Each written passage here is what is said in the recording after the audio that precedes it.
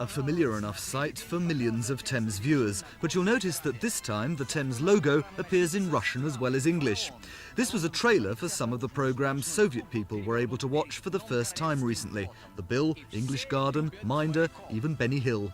Today, Soviet TV chief Vladimir Popov dropped in at our Euston studios for a guided tour of the newsroom, a chance to meet some of the team and compare and contrast our operation with the Moscow equivalent. Mr. Popov says Thames programmes enjoyed even more success than was expected when they were broadcast to an estimated 200 million Soviet viewers and produced photos showing the sacks full of mail his staff had to deal with. But I think the main thing about the Thames Television Week was that we could see the image of Britain shown in a great variety of programmes, and that was the main thing we liked. But it seems our image took a bit of a knock from the Benny Hill show. First, they didn't laugh. Secondly, they just laughed a bit.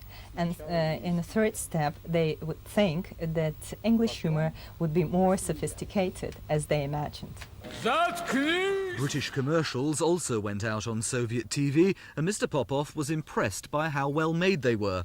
But in a country where consumer goods are so scarce that people will join lengthy queues just to buy a shirt, and when President Gorbachev is prepared to admit publicly that shortages are a major problem, how did all those glossy images go down with the Russians?